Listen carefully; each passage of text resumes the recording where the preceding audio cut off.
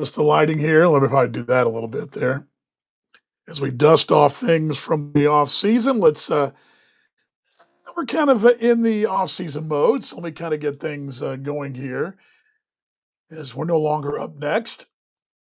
And glad you're along here on Baseball's Best Mate as we kind of caught me by surprise there. I was like, wait, we're on. We're on. We're on. Yeah, the lights are kind of bright today. There we go. Let's turn those a little bit of away. There we go. It's a little better. I look a little bit better there. Anyway. Well, hello, Australia. Hello, North America. Hello, everybody. I'm Dan Vaughn. I'm glad you're along with Baseball's Best Mate as we bring our first edition of the 2025-26 Australia baseball season. Now, on the podcast, hope you're doing well as well. There's a lot to get to in a short time to get there, as we always say. We've been, first off, kind of in dry dock. Now, before I get going too far, let's just kind of give you an idea what's going on with us. Paulie may be joining me in a few minutes, Paul Morgan as well. First off, I think our silence is sort of what a lot of you folks have felt as well. I think. I think a lot's gone on since last spring, and we had several different opportunities to jump on and perhaps talk a little bit more about the comings and goings of the Australian Baseball League. I got to adjust the set here. The set's kind of messed up today. I don't know what the deal is, but usually I've got it all rocking and rolling. But anyway, I'm in the office here in Dallas. But anyway,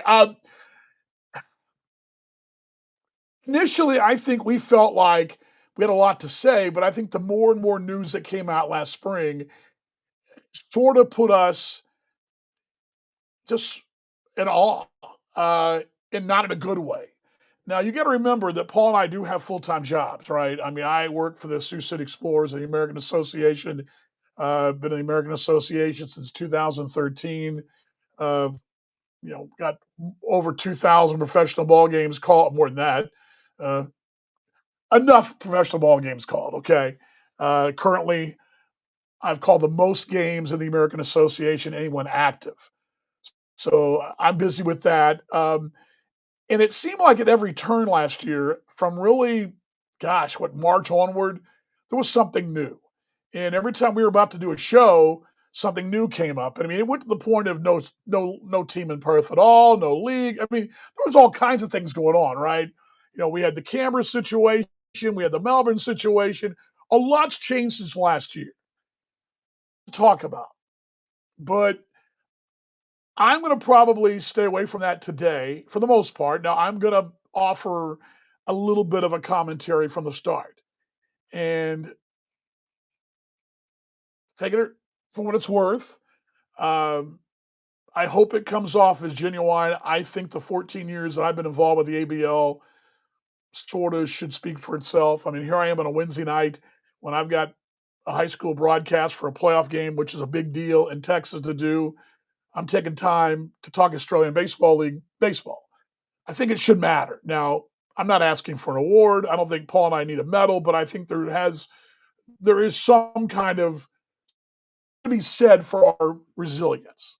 And I think that's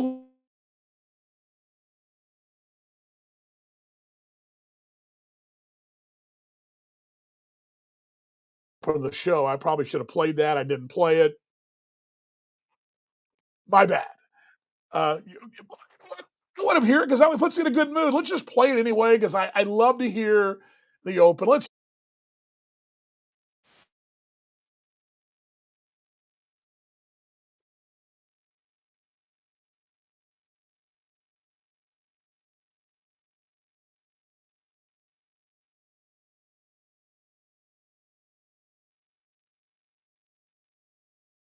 Best mate all year round, from the batter's box to the mound.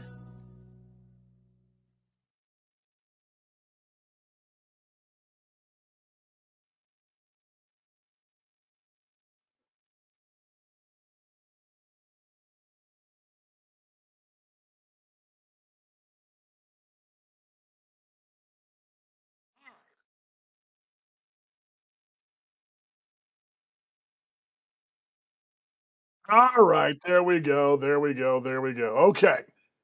All right, that's out of the way. I felt like I had to play that. I mean, yes, we've changed our name to baseball's best mate. We talked about that last year. We rebranded, but we still love the. I still love the song. Puts good. Okay, so now on the show today, I'm going to break down every reason you should be happy if you're a fan of the four teams in the league. I'm going to do that. We're going to look quickly, and I'm going to give you some tips of the cap and a couple of news and notes, and just sort of my little thoughts and opinions, which all they are is opinions. This show is an opinion show. This is not a interview show. This is not. This is what this is. We tell you, I tell you our thoughts, and I throw out those things. And I want to hear from you. If you're joining us live, pipe in. If you're not, I want you to think. I want you to think and join us next week. And we're going to break down round two. We're on round one. Now, I mentioned there's been a lot that's gone on, and I didn't know where to start. I started writing this morning. What would I really want to say? I don't think we can really say anything because there's been so much said. I'm going to dispense with the majority of what happened last year and where we are at this point and start with this. That I'm glad we're having a league. And I think that's the first and foremost thing. Are there issues in this league? Absolutely. There are major issues in baseball in Australia. Major issues. And anybody that denies that, they've been on a rock. Okay. Let's face the facts. We have some major issues. But that being said, we also have an opportunity. And we learned from COVID, we learned from negative things that happen, the opportunities there for us to do something special. And what that is, what that looks like, that's for leadership to do, what it goes forward with.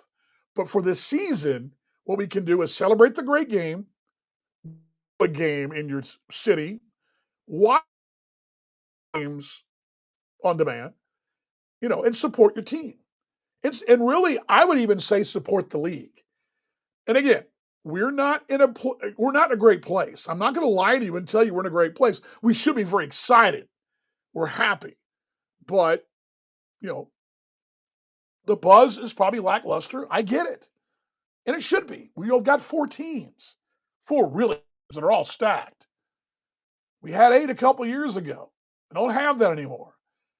You can question everything from ownership to franchise coming and going.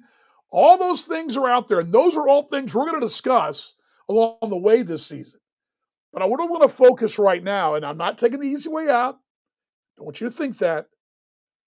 But we have baseball in Australia, and that's big.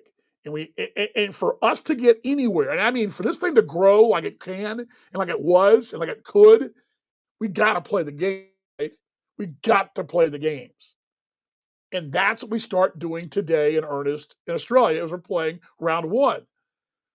Yeah. Are there a lot of things about it that I don't like? Absolutely. There's more that I don't like about it. And if you know me over the years, I've never shied away. And probably that's one reason why we're not always invited to the party, because we do tell it like it is. And but we're going to dispense from a little of that and celebrate the four teams we do have. We got to go forward at the moment. Now, again, does that mean this is a successful season? No. But I'm happy they're playing. And I will close my opening with this.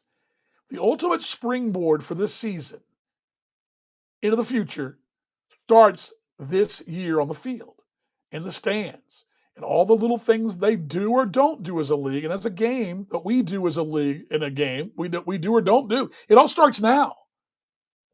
And, we'll carry over to the off season and what it looks like this time next year, that's the question. And I don't have an answer for you, but hopefully by playing the game, we'll find an answer. And so I would say there must be a plan in place. Remains to be seen what that is. I have no idea. I haven't heard, and that's not part of the problem. But again, there's more about development players, opportunities for Team Australia. And the bottom line is the game must survive this season. And that's the ultimate challenge. and for it to challenge you and me to be good fans and try to support it as best we can. It doesn't mean we're happy, and it's okay to be pissed off. It's okay to be disappointed. It's okay to be frustrated with the game right now. But all that said, it's a crucial year. We must support the 4 teams we got in the story. So with that here on Baseball's Best Mate, Dan Vaughn with you. Paul may join me, and let me tell you again, I have the full-time job of the Explorers, and also, you know, high school football and basketball in Texas as well. Paul has also got a full-time gig in Perth. He and I have this is a labor of love, which sort of is the problem we've had at this league for a while. It's all labor of love for some. That's been an issue. Okay, but again, that's the deal. So he'll be kind of in and out. Won't be with me this week. He may join me, pop in and join me for a few moments, but we will get rolling again and give you the coverage we've done for 14 years here on Baseball's Best Mate. Now, I want to open with this, with the 4 team competition, because one thing this really, I started thinking about this a lot. In a 6 team competition, it was pretty nip and tuck the whole way. You could, in an 8 team competition, could Sunday off, or maybe a back end of a doubleheader off, and throw a development guy out there, and kind of, that could happen. The old ABL style was, Thursday, Friday, Saturday, Sunday. Now we've got the double headers mixed in. Don't get me started on that. I disagree with it totally, but that's not important right now. I mean, why would you cut a gate? But anyway, I know state leagues and all that exist. I get it. But again, Major League Baseball doesn't step aside for, anyway, you get the point where I'm going with this. But the old 8 team league and then in the original 6 team league, it was a sprint. But with the 4 team league, it's even more of a sprint. And what happens, let's say, in the Midwest League or the Texas League or the American Association, Frontier, whatever, the last month of the season is a sprint, and you're playing with your division. So this is what this is. This 4 team thing, even more so. And the ABL always is a sprint, even more so with 4 teams, because only 2 teams make the postseason. You got the top 2 teams finish in a 3-game series. That's it. 2 go on, 2 don't. And you're playing against your division the whole time, because there's no split divisions like we had a couple of years ago. There's no wild card. There's no third or fourth wild card. We've had that before. None of that on. It's all a sprint. So it's going to change how you manage things, right? Where maybe you might have thrown a young guy on a Sunday or a back end of a doubleheader. You still may throw a young guy in a doubleheader, but his leash may be real short. You may throw a kid for 2 innings to give him something, but once the runner's going to board, man, you're going to somebody that pinned, because every game's going to matter. They all matter the same. You don't get 2 wins for one, but because the season is with 4 teams, it's always a short season. But with 4 teams, the room for error, the margin of error, is going to be a lot closer. And so I think you're going to see guys manage a little differently.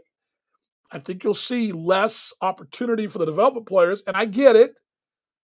And that was one of the things I always loved about the Sunday games, especially going back to Perth a few years ago, was that you would see some young guns, because you'd won your first 3 games of the series. That 4th game, the idea is to win a series, right? Well, you got to win a series still, but the mathematics of it all means with 4 teams in the league, again, your room for error is very small. I mean, you you can't get swept. B, you can't lose a series, right? I mean, those are the 2. You can't get swept in a series. That's you do that, you're putting yourself 2 games back like that already.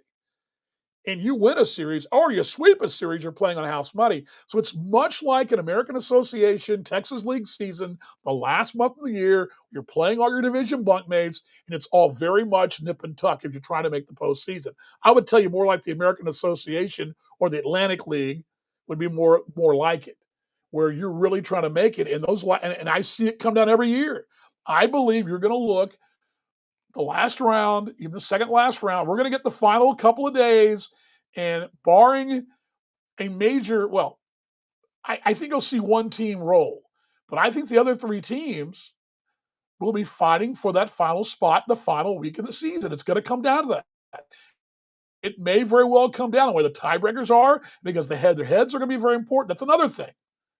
Every game is just magnified now because of four teams in a short race. So I really jumped on a cliff here, but that's where I'll start with because I believe it's going to change how you're going to manage.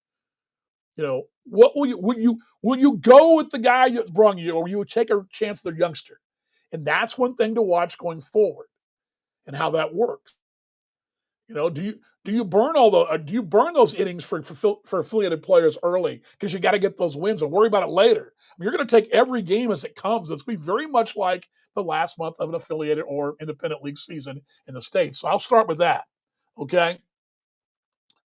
The other thing is teams can sign 35 players, 11 imports, which basically means non-Aussies. Okay, no Australian. Uh,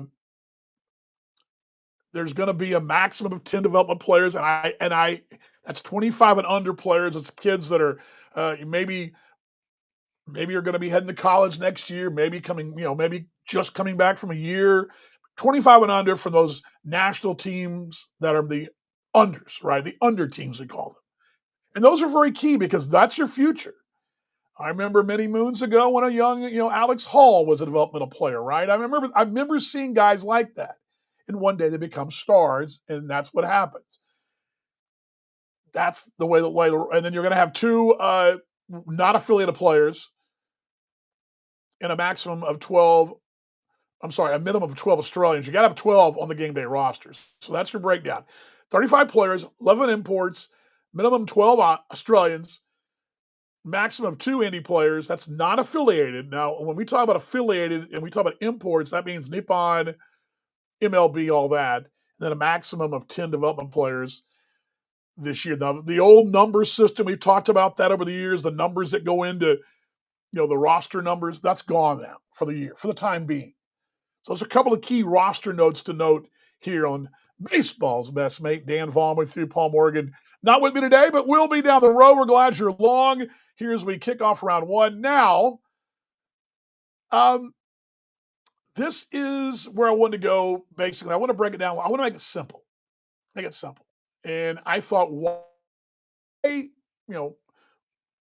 quickly just put it this way. Why each team, I'm going to give you a case for each team and a simple case for each team why they could win it and what they got to do. It's basically one of the same.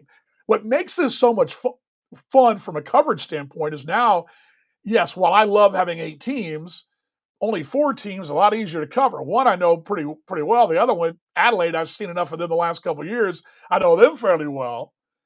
And, it's a lot easier to cover the teams only 4. So I guess that's a silver lining. Right? That's a silver lining. But um, let's just start out in the West. Let's start with Perth. Start them out in the West. I'm actually moving my screen around here because I do have a couple things here. Talk amongst yourselves there. There we go. Sorry about that. By the way, we're going to be putting this show eventually on our other channel. We actually have it. It's being aired right now on our Facebook, but I've got it on my personal YouTube. We're also going to do, I believe, on our Instagram, I think, or our X's, one of the two, or X Space, one of the two. We're going to have that at some point, but right now just on 2 channels. So again, bookmark us on Facebook, your best place to go, and of course wherever you get your podcast as well. But you know what? I probably should give you the schedule. First off tonight, 4 teams. Sydney visits Brisbane. Adelaide visits Perth. Okay, and that's your uh, first two series. Uh, I really, the knee jerk is overall. I think they're all on paper. All the teams look pretty good, but I will tell you one stands out as one, and then probably 2, and then I think at 3 and 4 are pretty even. So let's start off though. I'm going to start off with the. That's just I don't know why I wrote it down though, but the real thing for Perth, and this has been the issue the last 2 runs of the Claxton Shield. What was the issue last year when they got the postseason? It was pitching, right? And they got shut down against Canberra. in that first round in that round again, winning that final round again, playing with the Shield. They ran to a buzzsaw. Colton Davis was great for Canberra. The offense, which is really the calling card for Perth, basically last year, that tail end of the season, that good pitching beat good hitting. But really, in all these teams' cases, it's pretty simple baseball. You got to have good pitching, right? You got to have good arms. That's my concern. But if Perth wins, it'll be because they do what they've done offensively. Anybody with, I mentioned Alex Hall already, Tim Kennelly, greatest of all time, perhaps in the league in Australian annals, at least recently. I mean, you're feeling pretty good, right? You've got some offense there, and I think the imports from Tampa are going to be fun. They have been. I mean, the Tampa imports have been contributors at the plate. When they brought over contributing players at the plate, Junior Caminero, big leaguer, would be one. They've contributed. They've been big parts of what they've done. The key is going to be, can they get that offense to gel with the pitching? That's going to be the key. And I think that's really what it's going to come down to with the Heat.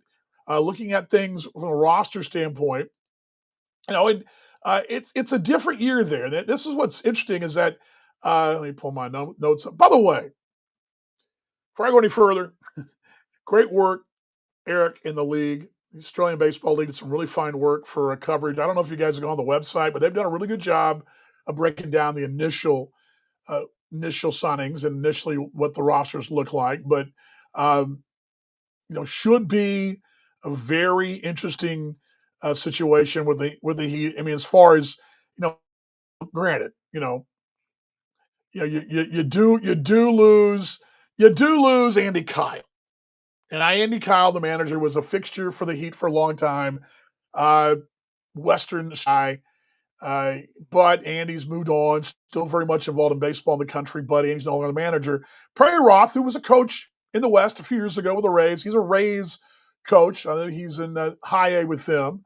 He comes over with a very Tampa approach. Tampa has a very analytical approach. They're very analytical, one of the best at it. That's what they do. They've got to be that way because they're a small market organization, but he brings over that Tampa approach. It's been the calling card for Perth since, oh gosh, the last 6 or 7 years has been that Tampa approach. You're going to see it. And you're going to see a little bit more of that same style. Also would be lost if, I didn't see you lost Ulrich Bojowski. Bojo's gone to Melbourne. He's playing for the Aces and the Aces thing. And we'll talk more about them down the road because that is not a concern. It's something we should talk about because there's some great things going on there. I do want to give them their due. This is for the ABL currently on this show right here. But, I went through some of the names. I love BJ Cook. I think BJ Cook's a guy to really watch. There's going to be a mix of affiliated players, but I think as far as the one guy is Cook. He's the one youngster. He's that guy that, I fought him a little bit last year, had a really good run over with the athletics organization. There'll be a little more of a domestic lean here. I think they're going to have a little help from the obviously the Rays, Rangers, and White Sox, but I think you're going to see a little more. You're going to have someone step up. Tucker Smith is back. He was the ace, but outside of that, you don't really have a lot. I mean, Kieran Hall probably is a guy that steps in there. Jake Bally becomes a huge piece. He's been a huge piece. He was your biggest second half piece in the rotation last year. Matt, if I can say it right, Lazavoy, probably going to be in the mix as well. I just don't know the depth there. And I guess my thing is the Heat have got to somehow, Perry Roth's got to get that Heat pitching staff to mold with the offense. And if everything goes well, the pitching staff rise the top in that offense, carries the load. I look at a couple of names, Drake Logan, AAA guy, Owen Cobb, Yankees guy, a couple of guys that come to mind. But again, you go back to what the keystone, the cornerstones, Alex Hall, Tim Kennelly, Jess Williams, Aaron Armstrong. Those are all names that you've heard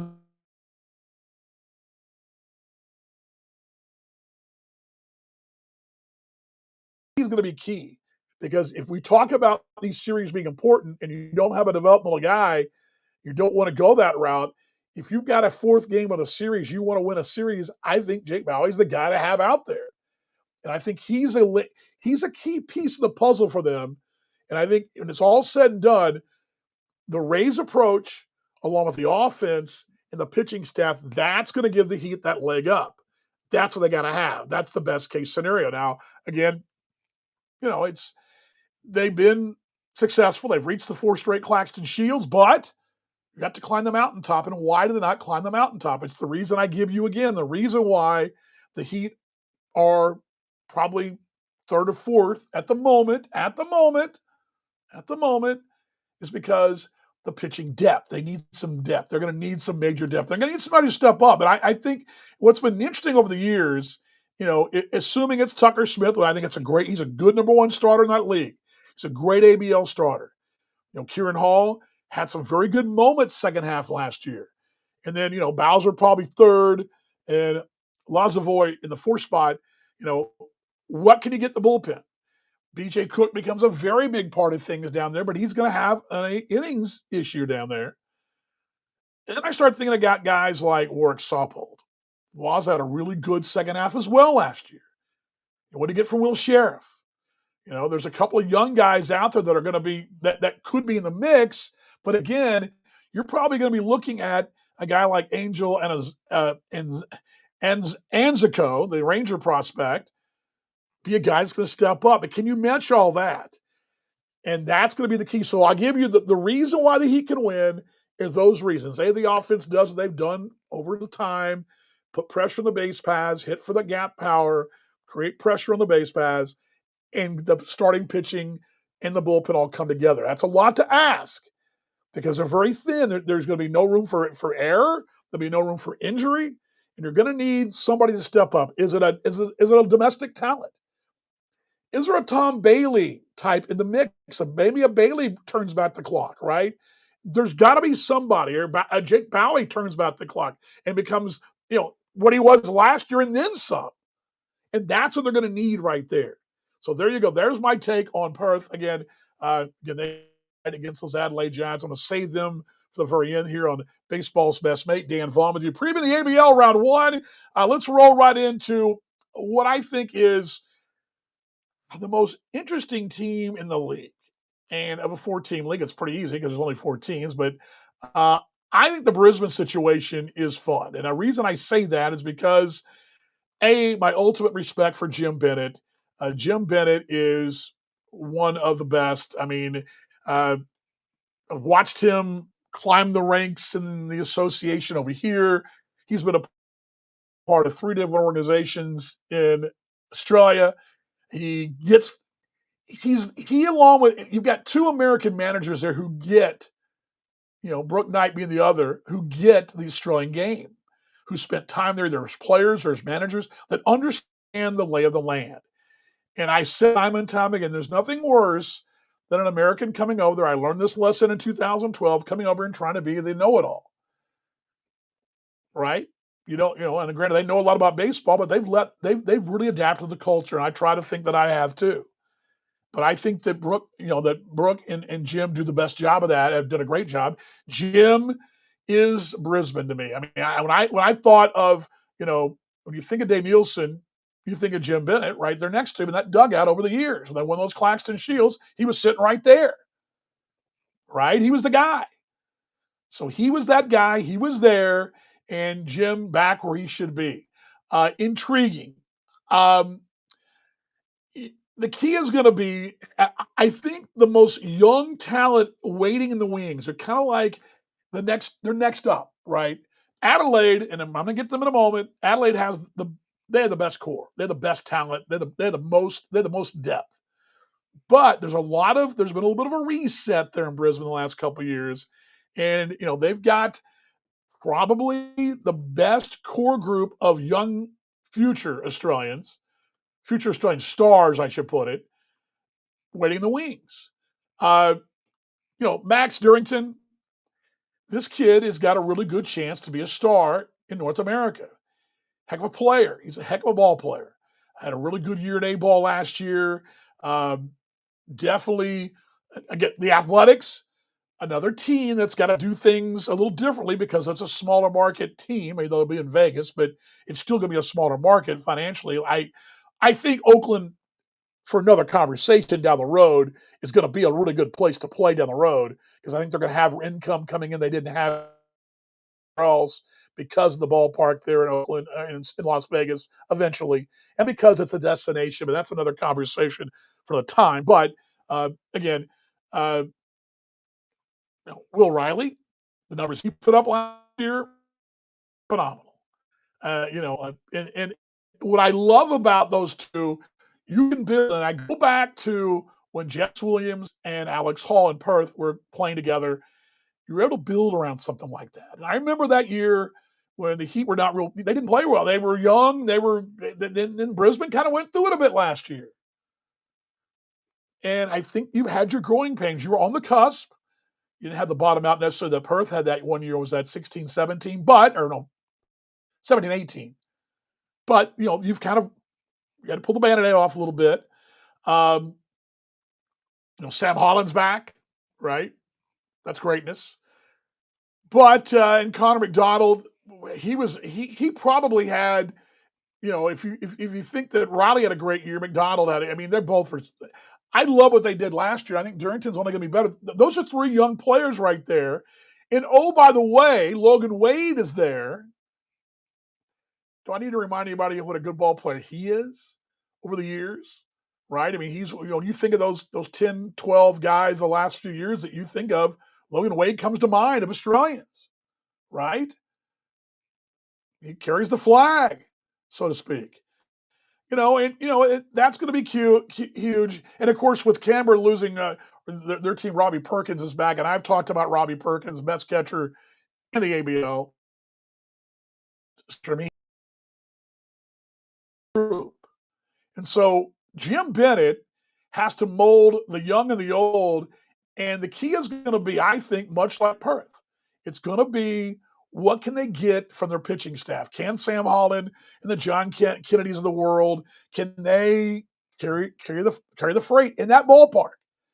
The tricky thing about that ballpark is it's so small. Pop fly to the warning track may carry out. They're going to score some runs. They're going to be exciting. They'll also still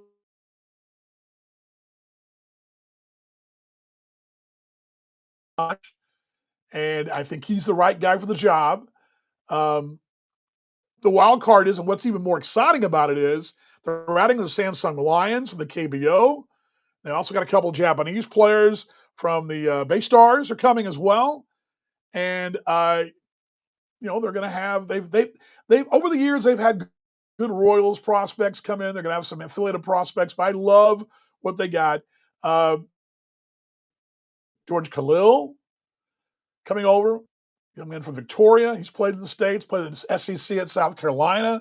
Rickson Wingrove. Again, you've got some guys that played for Team Australia. Robbie, Perkins, Wingrove, Khalil, Logan Wade. Those are all Team Australia guys, right? And then Kalen Hampson, another Team Australia guy, the lefty. Looking at the list here, I'm missing somebody here, but Matt Beattie's another one. But you've got those pieces in place. And I really think they're the most intriguing team in the bunch of the four is Brisbane, because I'm looking at Brisbane and Adelaide. I'm going like, look at the rosters here. I'm going, dang, they're pretty evenly matched, right? But I think that's the most intriguing roster. I know Hayat, no Colin. I know he's a good ball player. I know he played in the Nippon Championship 2 years ago in 24. I've tried to follow more than Nippon, but I legitimately something. How much you get from him, I don't know. But you're throwing in some Team Australia kids, some young kids. This Brisbane team reminds me so of some exciting that when Perth kind of regenerated again back after that 16, 17, 18 stretch when they came out of that 18, 19 stretch. It reminds me a lot of that team. Some young, some up-and-comers. You've got some affiliated guys. You throw the affiliated mix in there. It's going to be fun. But again, This Brisbane wins if Jim Bennett, who I think can do this, again, can mesh all the young with the old. That's going to be the challenge because you're going to have, and again, this is why I came back to what I talked about. You've got this short season with young players. You're going to go with a youngster in a key role when you've got to have a winner. You're going to roll that dice. I think he will. And I think that's going to rolls the dice and lets the youngsters go. There's going to be a reluctance to do that. I think it's going to be key. I saw this in Sioux City this year. Sioux City Explorers, the youngest team in the American Association, had the best record this. Now, that hurt you in the postseason, but during the course of the regular season, carried you. So, anyway, so look at Brisbane quickly here on Baseball's Best Mate. Dan Vaughn with you. Got to get rapping, roll along here again. This is a rapid fire look around the league here. Again, opening night tonight. Again, Adelaide's going to be playing there in Perth, and then again in Sydney. Let's get to Sydney. Now, Sydney last year was the darling that came out of nowhere. Remember last year the 16 competition, they were basically we picked them to be kind of, Sydney. Until proven otherwise, Adelaide was the chalk, right? That was what we said last year on this very show. Well, Sydney said, well, not so fast. So yes, they got upset by Canberra in the playoffs. We know this. But Sydney was the best team in the regular season last year. Brooke Knight does what Brooke Knight's done at 2 other stops. He's won. He'll win again. He's got his son, Riley, back. The father's son. I think it's a great story. I love it.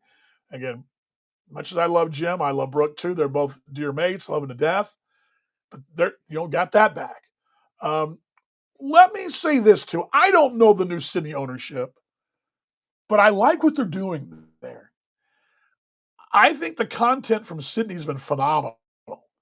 I think it's been great.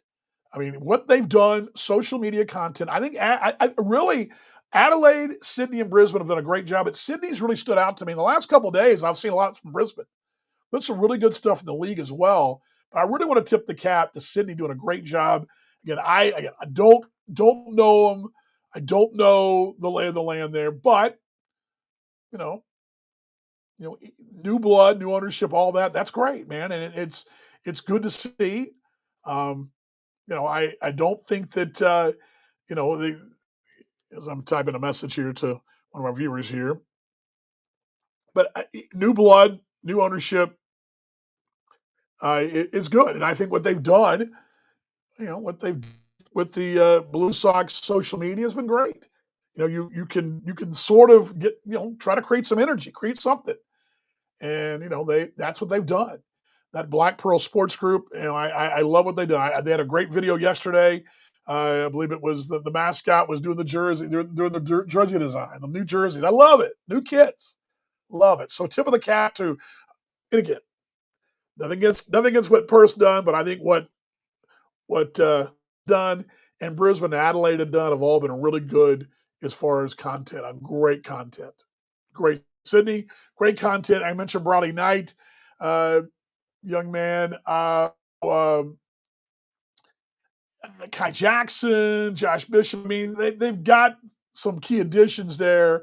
There's going to be 3 Cincinnati Reds prospects. I looked at a couple of these kids here, but they were all mostly A-ball type guys, which I think translates well. Blue Jays, Astros, Miami Marlins are going to be sending some here and there. But I love their pitching staff. And the reason Sydney wins is because their pitching will carry them because they got good speed in the bases. They'll get on base, create some trouble, but that pitching staff will carry them. Alex Wells, Layden Barasa, Ben Ferrer, and then the Astros prospect, Jagger Beck, a right-hander. Barasa's a Team Canada member. I mean, this is a big deal for him. He's been really good in the American Association over the years. He's a big part of Team Canada, and this is big for him. I mean, he's a veteran guy, but again, I love that pitching staff. Though the two, and assuming they go lefty, righty, I don't know how they're going to go, but I would assume that's the way it'll go. I love that pitching staff, and bullpen. Wynn was great last year. Was probably the best shutdown guy in the pen. Bishop, Brooke, Geyer, Grattan. There's some names out there. Matthew Ray, the lefty, is going to be very key as well. But I think their pitching staff want that pitching staff. So I believe Sydney wins because Sydney doesn't change a thing and add a few things. With I mentioned Briley Knight, for example. And that pitching staff looks to be intact, really does. And I love I think Kai Jackson's a heck of a player. Love him. He's one of those guys that's an under 23 guy, played in the Industrial League. If you're not sure not familiar with the Industrial League, that's the independent league in Japan. It's high level baseball over there. Is this ABL debut? Look out for Kai Jackson, okay? And I mean, you know what? I'm going to pull those numbers up while I'm at it here. I meant to pull these up earlier because I had this note to pull his numbers up, and I didn't pull them up. But see what the numbers pull up here. Oops, sorry. I pull them up here. I had them pulled up. So can I go? Here on Baseball's Best Mate, Dan Vollmer. There we go. What did he do last year? What did he do? Well, he. And what makes him so interesting too is his time in college too. That's also a big deal too. But he can do everything. Play the outfield, he can pitch, play short. I mean, do everything. I don't have his Nippon numbers here. Or not. I'm sorry, Industrial League numbers here. They don't pop up for some reason. Anyway, all good. But yeah, he's been. And what's interesting about him is that Jackson's been in Japan since he was 18, right? He should be fun. So anyway, looking forward to seeing him and great stuff. Otherwise, a really good piece last year that Eric Balnar did on Jackson, but a really good looking prospect. But again, I think that good things from him. Again, Sydney's situation, I don't change a thing. Their pitching stats can be the key, which leads me to Adelaide.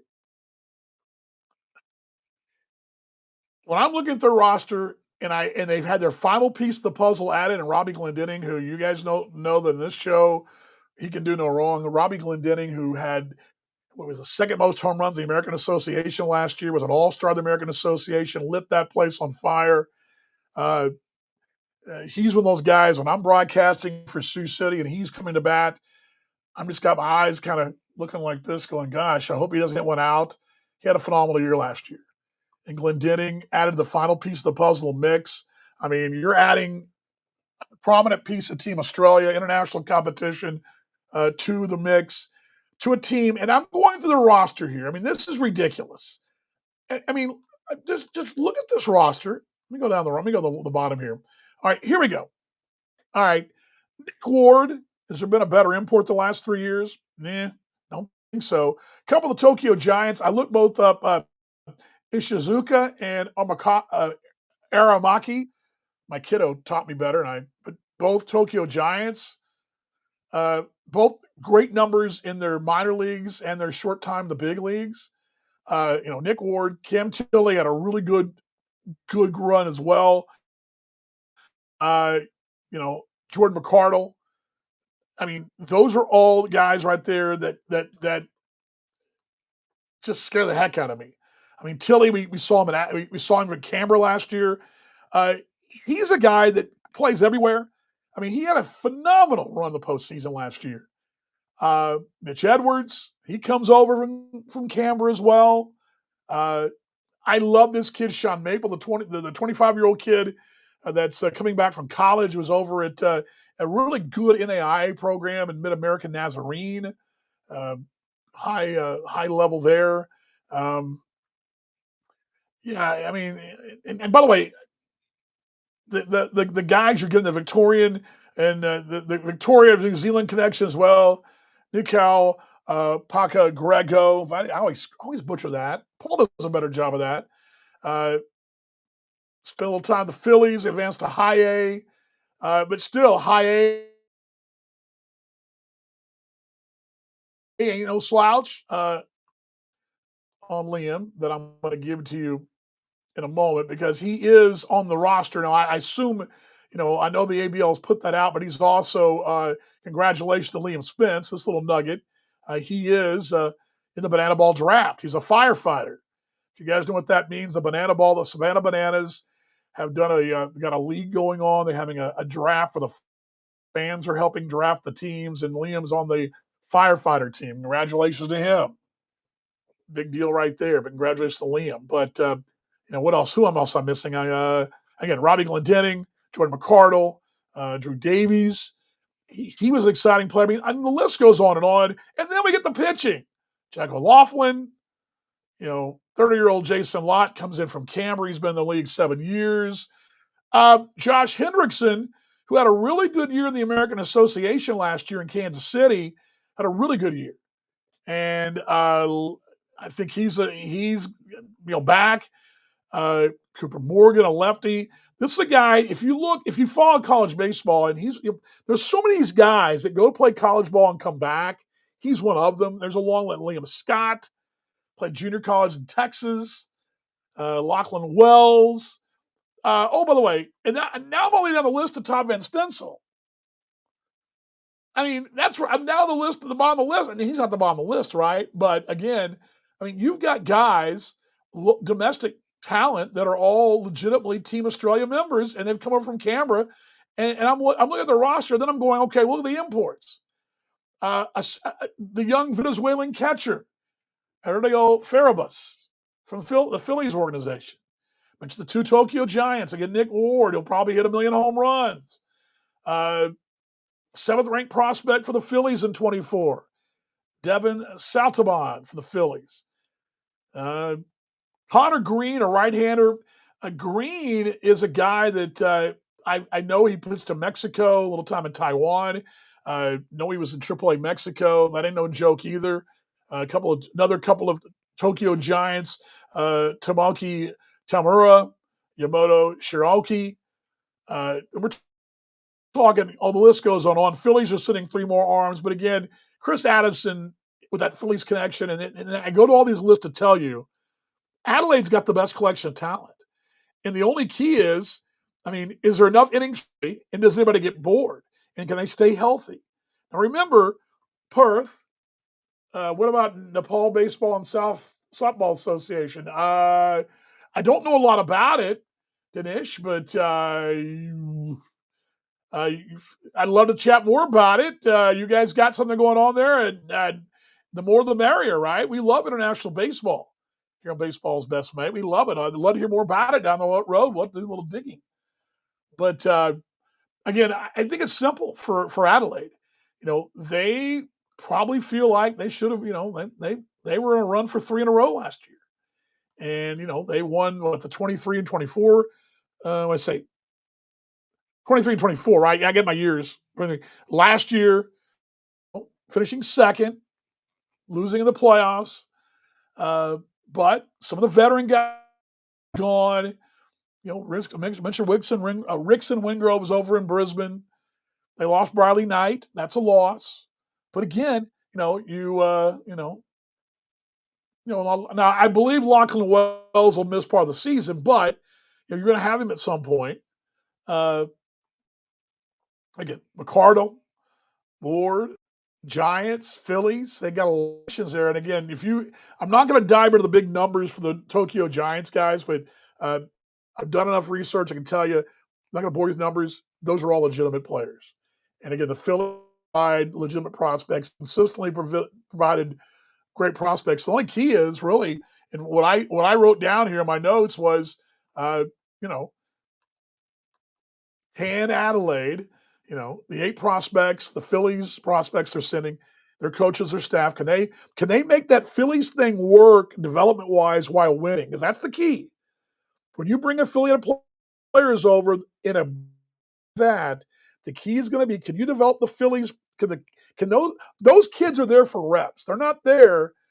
Yes, they're there to help the ABL, but they're there for reps. They're there for spring training reps, positioning themselves in the organization, whether it be AA, AAA, high A, whatever, making the big league rosters, big league camp. There's going to be limits to what they're going to be able to do and not do. Doesn't mean they're not going to play to compete, but those are development players. Same with the Japanese players.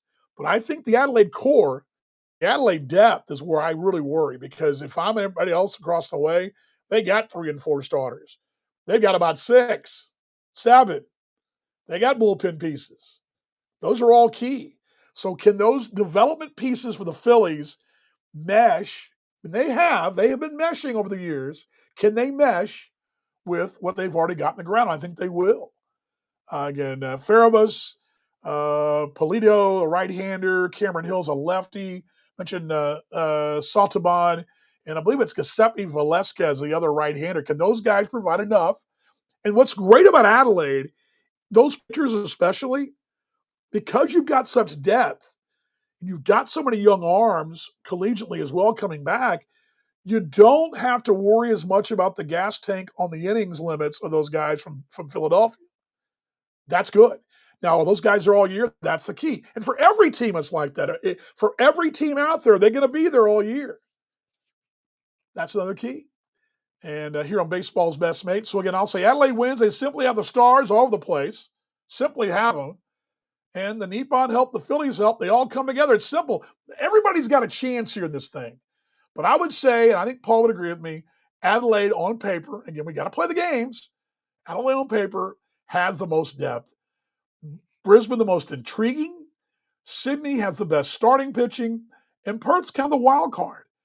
And I do know one thing about the West. The West has always found a way.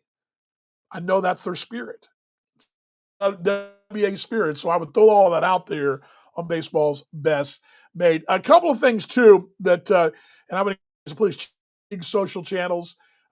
Also go check all the team's social channels out. There's a couple of notes here, too, that, again, the first two teams, top two teams, make the head-to-head will be huge. I mean, again, I will encourage you guys, if you're watching the games tonight, you're watching, make sure, not so much now, but 3 weeks from now, okay, what's our record against Sydney, right? Or what's our, when that second series comes up, those are going to be huge. If you hold serve at home, that's great. But if Adelaide wins one game, 2 games in Perth, and wins 4 at home against Perth, they had the head-to-head. That's huge, right? It's all big stuff right there. Thank you very much. Nice to see us live. Appreciate the time, too. Thank you for stopping by, mate. Appreciate it. One more thing, too. Just, again, the playoff format, 1 and 2, and they're going to play a best-of-3 game series. And, again, it's the top 2 teams winning. Now, there's several tiebreakers, but the first tiebreaker is head-to-head.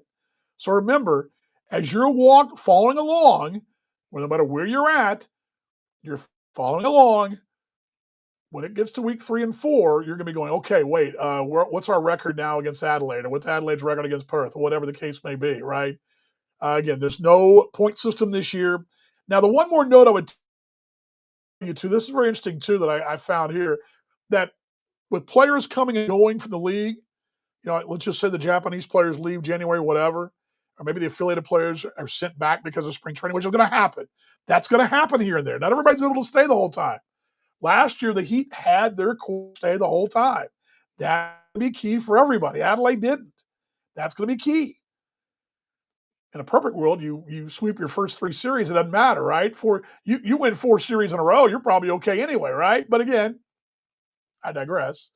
To be eligible, you've got to be on the active list for 3 series. So you just can't show up last series. You got to be 3. So any new imports got to come in 3 series prior, close the season.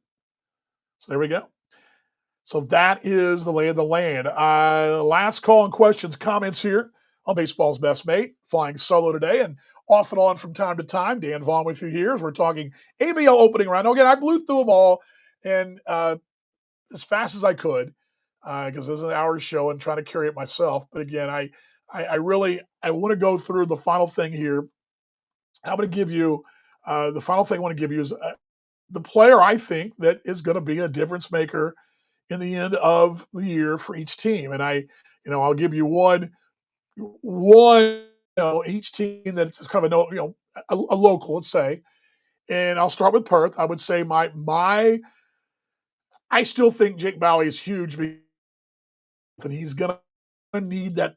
You're going to need a 3rd and 4th starter to be able to contribute and be able to get wins. And there's a lot of pressure in that 3rd and 4th spot in Perth because that's where they really have struggled, or not struggled. That's where they could struggle.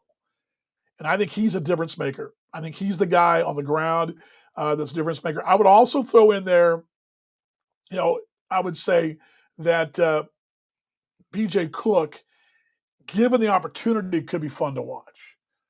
Now, those two domestically. I would say too, as far as the Heat are concerned, I think Drake Logan's farmhand is a guy to look at. I think he's a guy. The Garcia kid for the Rays could be dangerous as well, but I think Drake Logan is a guy that can run. He can run the bases, cover the outfield. He's going to be a great center fielder, and I think he's the right. I think he's that linchpin in center. What I've seen from him, just overall, that I would say to watch. I'm not saying that he's necessarily the MVP of this thing, but Drake Logan. A little background on him quickly here for Logan. He's 6'4", 205. Last year was at Double A Winston-Salem and Triple A. Well, it's Triple A, but spent most of his time. I'm sorry, not Double A. He spent most of his time at High A Winston-Salem. He hit 258. He hit 306 in a limited sample size, but I like what they've got there. He stole 21 bases. He stole 47 in A-ball 2 years ago. I mean, this is a guy that's got some speed. He's a guy to watch, I would say, for Perth. So that'd be my guy I would say for Perth. Where'd I go second? Brisbane? I went Brisbane second. Where are my notes here? Brisbane. Brisbane, I'm going to go pretty much. It's a no-brainer, right? I think the fun one to watch domestically is going to be Max Durrington. Been said about him. Lots been written about him. He's an exciting player. I think he's the guy domestically that you got. I mean, he's the guy, right? He's the guy that, and just looking at those numbers for him, he's not a guy that you're going to have to. You don't have to have a lot from him. I just think it's exciting that you get a chance to see this young man. It's sort of like when I remember, gosh, I use Alex Hall again. When Alex Hall first came back, or first went over to the States and saw him first play that first year, it was exciting because I hadn't seen him play as a youngster. I knew him who he was, but I hadn't seen him play. And to see his development, it's going to be fun to watch that development for Durrington. It's going to be fun. And I think that to me is, what's all about development, right? Developing players, developing guys for the next stage and that growth up the ladder. This is tricky because I think the real guy that's going to be a difference maker is the Japanese import Hayata Nakagawa. I think. I mean, yeah. Obviously, we're going to be very excited to watch.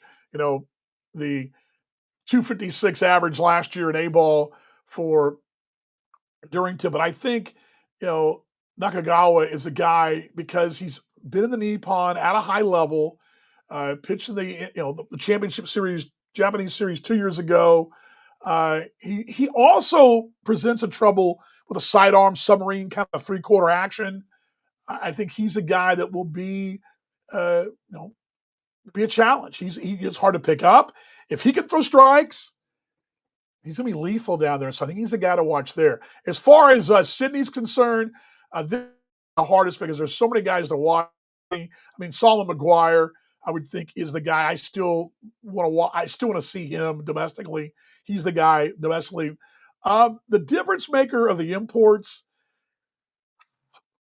I think I talked about Kai Jackson. He's not an import, but I think Kai Jackson. This is the tough part because I can make a case for Jackson, McGuire, and Knight. Bradley and Knight are all fun guys to watch. But we've seen Bradley already. We've seen Solomon already. So Kai Jackson's my guy to watch. But again, he is sort of he's sort of a wild card.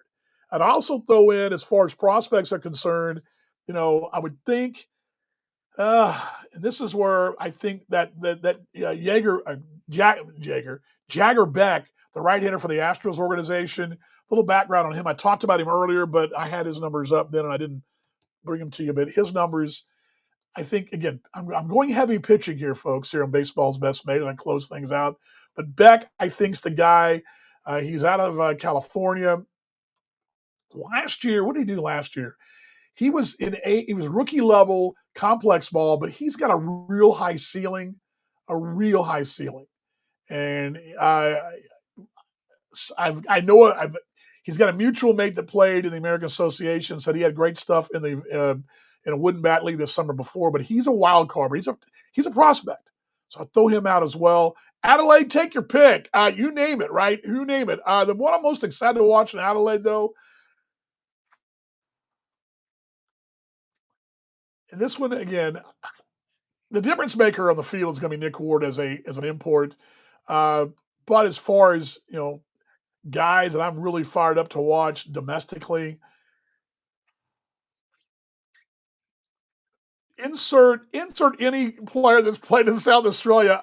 I guess the thing is really because they have so many difference makers domestically. Robbie Glendening could carry that team. He's the final piece of the puzzle. They're going to be really good. Really good. So it's just some players that I wrote down knee-jerk wise to watch here on Baseball's Best Mate.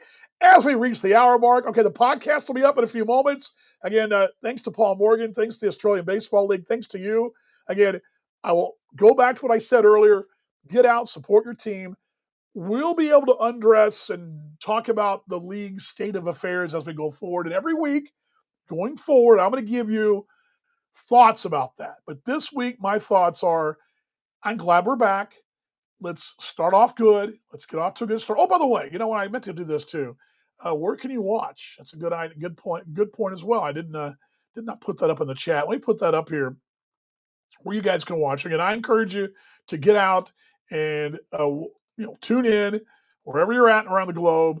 The pass will be up too, and I'll give you the link here to put in the screen. I'll put this on the screen for you.